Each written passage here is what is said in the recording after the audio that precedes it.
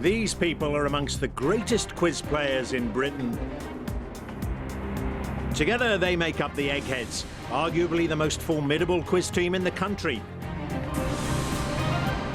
Question is, can they be beaten? Welcome to Eggheads, the show where a team of 5 quiz challengers pit their wits against possibly the greatest quiz team in Britain. You might recognise them as they've won some of the country's toughest quiz shows. They are the Eggheads. And challenging our resident quiz champions today are Money for Nothing. This team of colleagues all work together in the Revenues Office of Falkirk Council. Let's meet them. Hi, I'm Kat, I'm 26 and I'm a Revenues Assistant. Hi, I'm Malcolm, I'm 42 and I'm a Finance Manager. Hi, I'm Paul, I'm 38 and I'm a Revenues Manager. Hi, I'm Alan, I'm 30 and I'm a Finance Manager. Hi, I'm Emma, I'm 23 and I'm a Revenues Assistant. Well, welcome to your Money for Nothing. I suppose that's what you're trying to do here, is win the Eggheads money. And tell me, have you done any quizzing in the past? Do you work together as a team? We work together in various offices throughout the area, but we've not done a huge amount of quizzing. We did one at a local primary school, which was questionable. OK, right, we'll leave it at that. So have you prepared for this? Watching Eggheads, thinking who you might a play? lot. And put that plan into operation right now, then. I'll tell you what's happened. Every day there's £1,000 worth of cash up for grabs for our challengers. However, if they fail to defeat the Eggheads, the prize money rolls over to the next show. So Money for Nothing. The Eggheads have won the last 2 games. That means £3,000 says you can't beat the Eggheads. And our first head-to-head today is music. Who'd like to play this one? Music. Right back to you then, Kat. OK, and Kat, you choose an Egghead then, any of those 5? CJ? Yes. Checking I'll go get CJ then, please. OK, Kat and CJ into the question room, please, just to make sure you can't confer. So, Kat, tell me about Smut. It's a ukulele. I'm not being rude. It's a ukulele band that we formed as a bit of a joke 2 years ago. It is an acronym. It stands for Scottish Multicoloured Ukulele Troupe. Scottish Multicoloured Ukulele Troupe. Is that multicoloured because of what you wear or because of the ukuleles? Well, it started off because we bought really cheap ukuleles that were all bright colours. Unfortunately, now a lot of them have bought fancy ones that are just plain wood, so we just tend to wear bright colours. And do you play any other instruments, Kat? I play the clarinet as well. Oh, OK. At the same time? No, I've not grown that extra arm yet, unfortunately. No. OK. Would you like to go first or second in this? I'll go first, please. All right, Kat, good luck. What's the title of the Beach Boys' hit single that starts with the line, well, East Coast girls are hip, I really dig those styles they wear? Is it Florida girls, Hawaii girls, or California girls? Oh, I'll be in trouble for not knowing this Beach Boys one, I'm afraid. I don't think it's California girls, that's Katy Perry. If it's East Coast, I would take my guesses that it's probably Florida girls. So I'll cross my fingers and go for that one, I think. OK, all right, see Florida girls being on the east, yeah, but it's the East Coast girls who visited the West Coast for the California girls. It's the song there, the Beach Boys number. OK. CJ, what was the name of the animated creature created to front the 1989 chart-topping single Swing the Mood, Jazz Kitten, Jive Bunny or Soul Puppy? That was Jive Bunny. Jive Bunny is correct. Kat, the pop star Robin, who had a UK top 10 single in 1998 with Show Me Love, was born in which country? Switzerland, Sweden or Sri Lanka? I don't actually remember the song, to tell the truth, so it's going to be another guess. Don't remember a huge amount of music coming out of Switzerland, particularly, or Sri Lanka. So, again, it's a complete guess, but I'll go for Sweden. Sweden, that's correct, Kat, yes. Got one there, OK. CJ, Bill Evans, born in 1929, was one of the most influential jazz musicians of the 20th century on which instrument? Trumpet, clarinet or piano? I know less than nothing about jazz. Well, if it was piano, maybe I would have heard of him. The name's not even ringing a bell, so I really have nothing to work on here. Clarinet or trumpet, they're the two I'm going to choose between. Maybe he was a huge influence on Cat and he plays the clarinet. OK, yes, I was going to say, got a clarinetist in that question room there. Clarinet or trumpet, neither of those. No, CJ, yeah. piano. Okay. Piano. Bill Evans played. OK, well, that's great news, Cat. It's all square still, and you get the lead if you get this right. Which composer wrote operas entitled Alfonso und Estrella and Fierabras, neither of which were performed during his lifetime? Mahler, Brahms or Schubert? I would think they sound kind of German, so probably go for Schubert. OK, I think. gone for Schubert on those, and you've got it right. Well done, Kat. Well, this is quite a recovery from getting the first one wrong. OK, CJ. Kwasi Dankwa is the real name of which artist who had a UK top 10 single in 2009 with Take Me Back? Is it Tiny Temper, Tinchy Strider or Chipmunk? Well, I don't know this, but simply going on the name, I mean, Chipmunk, as far as I know, is English. Tinchy Strider, I think, is English as well. Tinny Temper, I've just never heard of. Take Me Back. I do not recognise the name, so I'll try Tinny Temper, as I've never heard of him. OK, Tinny or Tiny Temper. It's Tinchy Strider. It is Tinchy Strider, which means Cat. What a revival. Look at that. As I say, didn't get the Beach Boys. Doesn't matter now. You're surfing in to the final round. Would you both please come back and join your teams? Well, Kat's never say die attitude carrying her into the final round means the Eggheads are missing at least one brain from that final round. And our next head-to-head is going to be on the subject of sport. Who'd like to play this one? Do you want to do it? Malcolm. You want to do it? Malcolm, but Right. take Malcolm. I'll do it then. OK, Malcolm, and choose an Egghead. Can't be CJ. He's just played, of course. Judith. Judith, Judith, maybe. you think? Judith, yeah. Right. Yep. I'll play Judith, please. OK, it's going to be Malcolm and Judith playing sport. Would you both please take your positions in the question room? Malcolm, would you like to go first or second? I'll go first, please. Good luck, Malcolm. Here you go. In tennis, when both sides have reached deuce, the next point is known by which term? Lovage, breakage, or advantage? That would be advantage there. Certainly would be. Advantage you. And Judith, which position is most associated with the footballer Steven Gerrard? Goalkeeper, defender, or midfielder? Well, he's not a goalkeeper, so he's one of the others, and he scores goals, I think. So he's a midfielder. Very good, Judith. Have you been studying? Of course, you watched the World Cup, didn't you? I did, yes, bits of it. Yeah. He scored in that, didn't he? Can you remember? No, I can't remember that. I think I missed that. One of two goals they did score. Yeah, it was the first goal England scored, and I say first of two in against USA, wasn't it? Early on. And Malcolm, twin brothers, Michael and Richard Hills, followed their father Barry Hills into top-level competition in which sport? Horse racing, rallying, or canoeing? Unfortunately, it's going to be a complete and utter guess. And I think my guess will go down the line of rallying, please. Rallying for the Hills family, twins Michael and Richard, and Barry, all involved in, do you know, Judith, is it rallying? It's racing. Yeah, it's horse racing, that's right, horse racing, not rallying. So, Judith, chance for the lead. Golf's 2010 US Open was held at which course? Is it Augusta, Merion, or Pebble Beach? It is Pebble Beach. Yes, it is. OK, correct there. And Judith, going well in this. Oh, it's just pure luck. Two there, and means you've got to get this, Malcolm. In 2009, the Most Valuable Player Award at the NBA Finals was named in honour of which former basketball player for the Boston Celtics? Is it Larry Bird, Bill Russell, or Robert Parrish? Unfortunately, basketball is definitely not going to be anywhere near my strongest subject. And on the basis that I have actually heard the name, I'll say Larry Bird. Larry Bird. Has that gone through the hoop for you? It's not Larry Bird. Do you know Judith? Robert Parrish? No. Anyone out there? It's Bill Russell. Bill Russell of that. It means, Judith, you've won the round. And another strong performance there. A lot of people pick you to play sport, but they're finding out that you're actually rather good at it. Well, it's pure. I don't tread on the lines as I go to the question room. Oh, is that what it is? Yes. Don't tread on the cracks.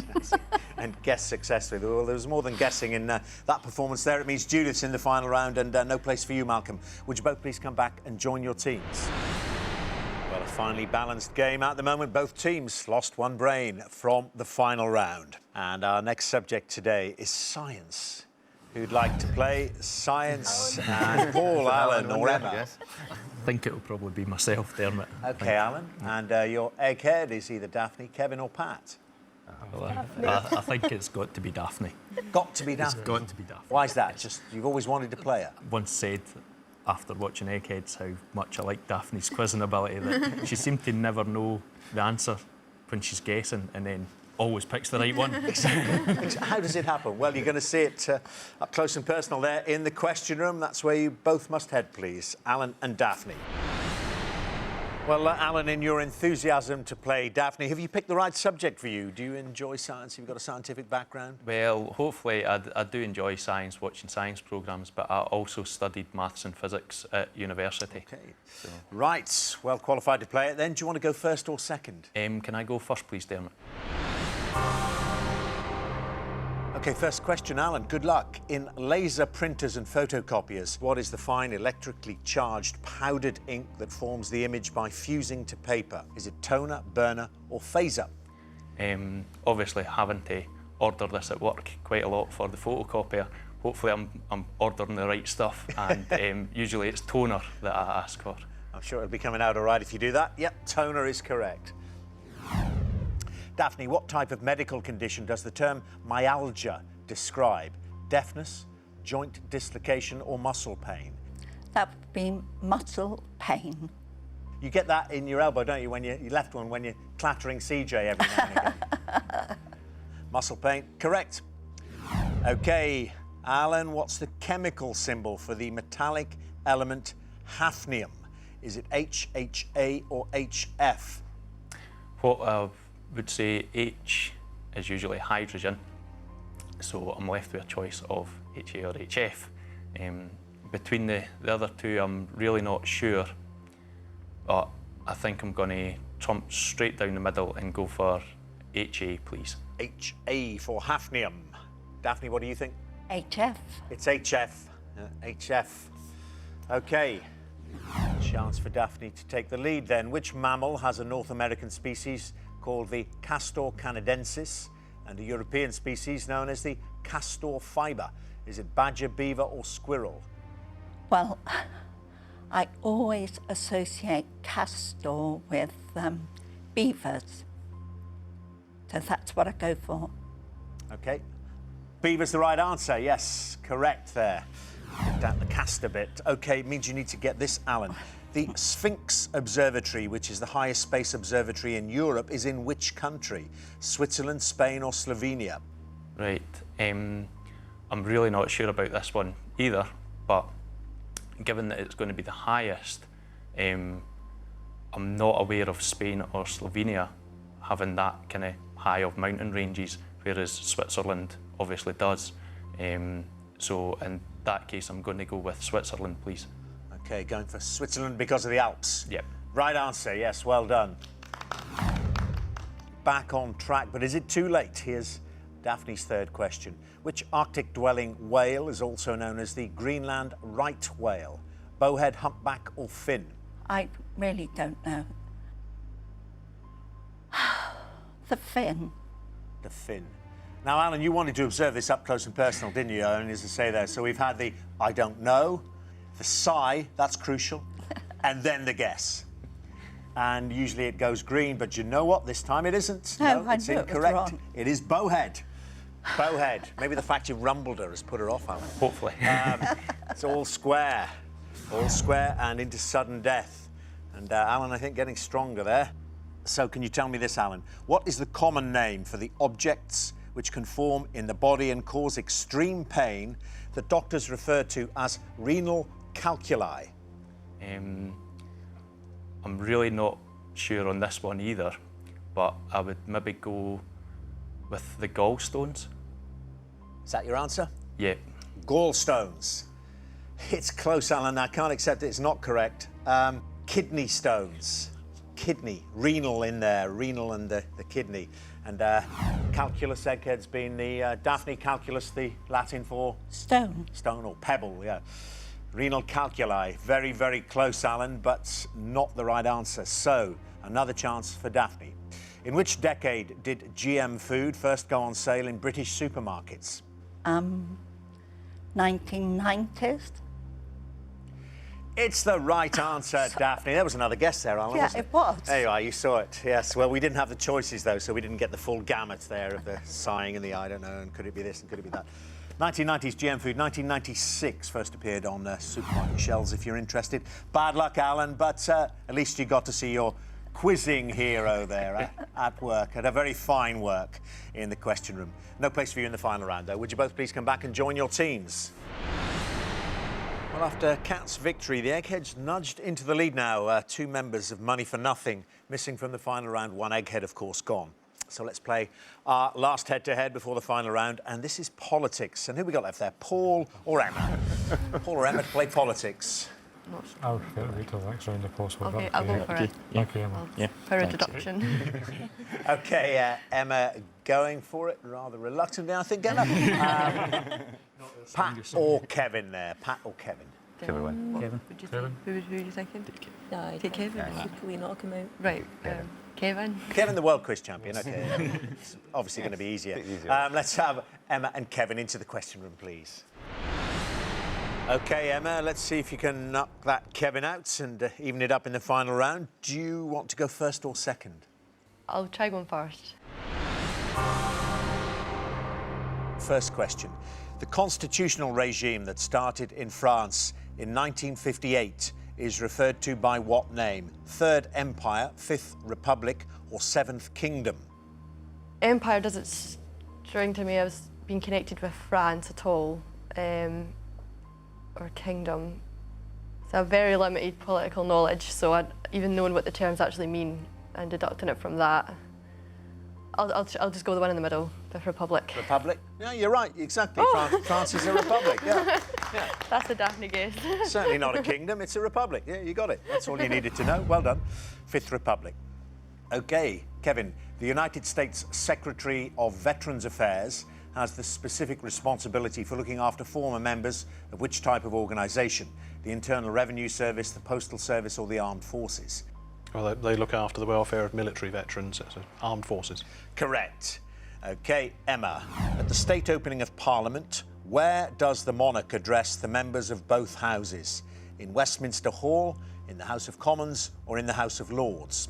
Oh, see, there's a clue in the question. There's 2 houses, and there's 2 answers with house in it. Try House of Lords. Try the House of Lords. It's the right answer. Yeah, because, of course, the Queen, as the monarch, is not allowed in the House of Commons. That's why she sends Black Rod along for her to knock on the door and summon the MPs who all troop along into the House of Lords, where she reads the Queen's speech. OK, your question, Kevin. The annual salary of a Westminster MP was set on the 1st of April 2010 as what? £51,224, £65,738, or £79,656? I really don't know. That's between those. They're not really so very far apart. I'm going to go for the 65. I've no confidence whatsoever with that. It could be any of the 3, frankly. The basic salary is, as set on the 1st of April 2010 anyway, is £65,738. It's the right answer, Kevin. That was Just got that. Well, Emma, look at that. He really, really wobbled there. And get this, and who knows what might happen. Emma, what name is given to the Moscow building that houses the Russian government? Is it Capitol, Mikhail Gorbachev building, or White House? OK, not the White House. I'm going to go by the one that's got Russian name, the one in the middle. I'm not going to repeat the name. OK, Mikhail Gorbachev. Mikhail Gorbachev building. It's not. Oh. It is the White House, funnily enough. The White House. So, maybe a turnaround in prospect here. Kevin wins if he gets this. In May 2010, to what was the German government minister Wolfgang Schäuble referring when he said, if you want to drain a swamp, You don't ask the frogs for an objective assessment of the situation. International banking, climate change, or energy crisis?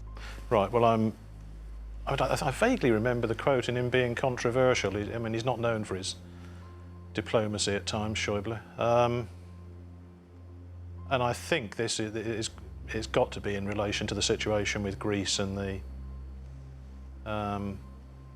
economic difficulties, I'm assuming. International banking. It's the right answer, Kevin. Yeah, you've got it. International banking, which means you have won the round. But what a moment there when we thought you were going to get that MP salary one wrong. Very close, Emma. Did you do a lot better than you expected? Definitely. I think, as I say, very close to knocking him out. He's only ever lost once in the entirety of Eggheads on this subject. Played 20 times, by the way, Kevin. Only lost once.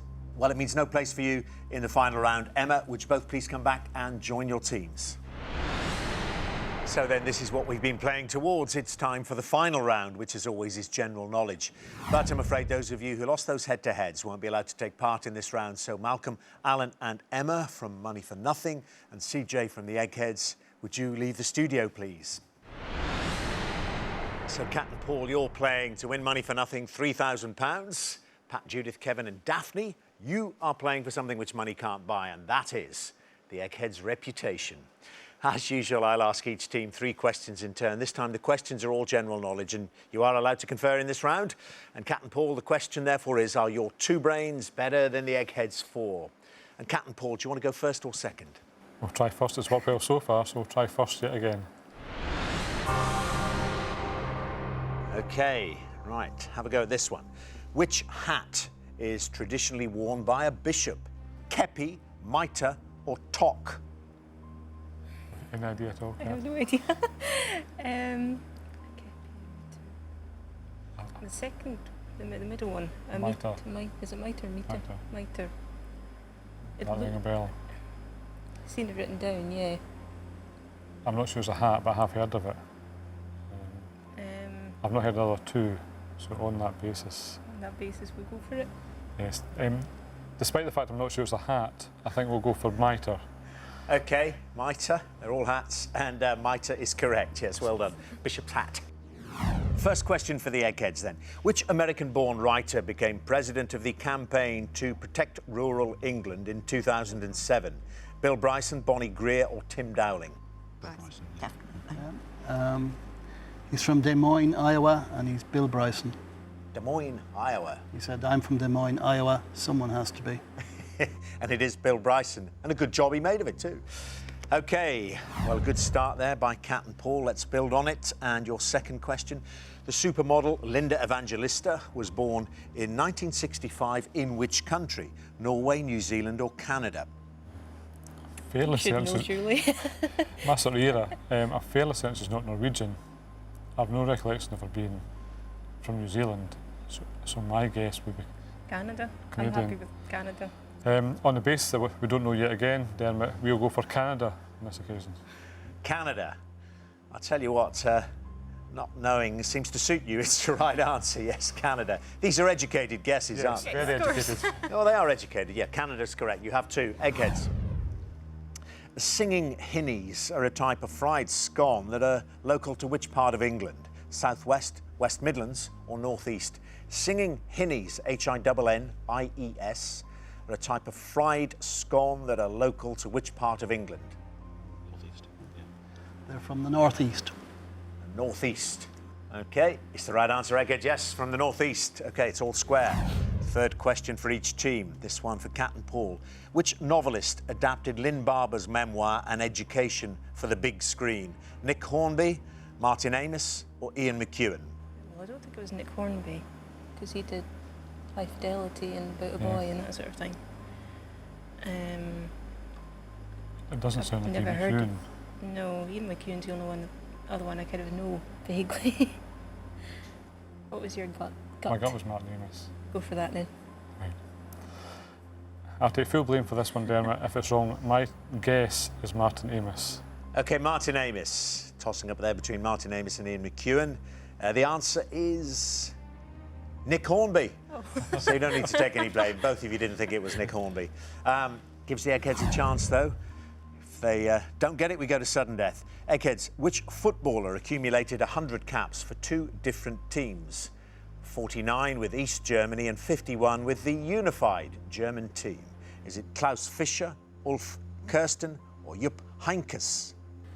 So it's got to be around it. So the unification was in 1990 and it's got to be around that time. So that's too late for Jupp Heynckes.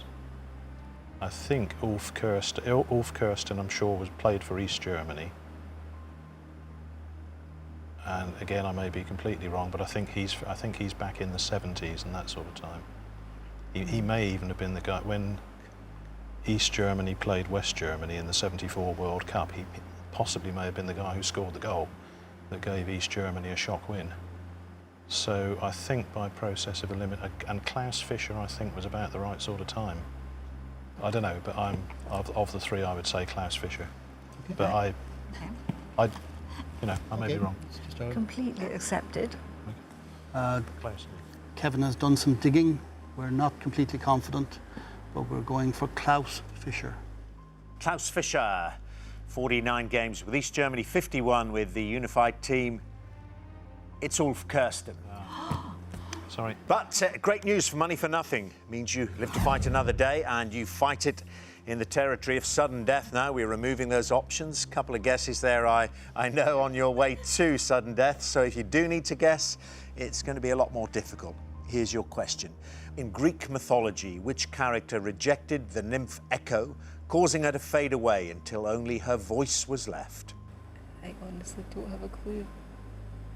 I'm trying to think who there was. It wasn't Ulysses, he didn't do anything like that. Oh, Was he even a Greek character? I was thinking something like Heracles or something like that. Aye.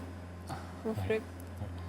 We don't know a great deal of Greek characters, and we're not even sure this is one, but we'll try Heracles.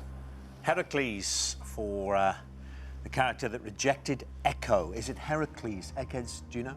Narcissus. It's Narcissus. Narcissus, not Heracles.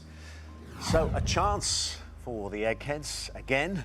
Which of the Queen's children became Duke of Rothesay, Earl of Carrick and Baron of Renfrew on her accession in 1952? It's Prince Charles. It's certainly not Anne, and she only had the 2 at the time. Yeah.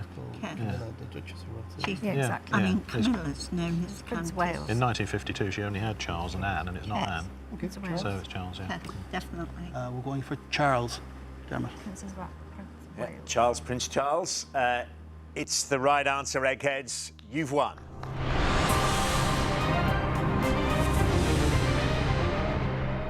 Well, bad luck, you two. That was a really, really good round of quiz. I hope you enjoyed it. We certainly did this end. Yes. I mean, you really did well there. Kat, you know, I'm thinking back to your head-to-head. That was fantastic. Started badly, came back at the Eggheads, and those other head-to-heads, they were really close. Yeah, Emma's round sticks in the mind as well. There, thought she didn't have a chance against Mr. Brainbox there, but he had his wobble in there. So thank you very much indeed for playing the Eggheads today. Really enjoyed it. But the Eggheads have done what comes naturally to them, and they still reign supreme over Quizland. I'm afraid you won't be going home with the £3,000, and that means the money rolls over to the next show. Eggheads, congratulations. Who will beat you? Join us next time to see if a new team of challengers have the brains to defeat the Eggheads. £4,000 says they don't. Until then, goodbye.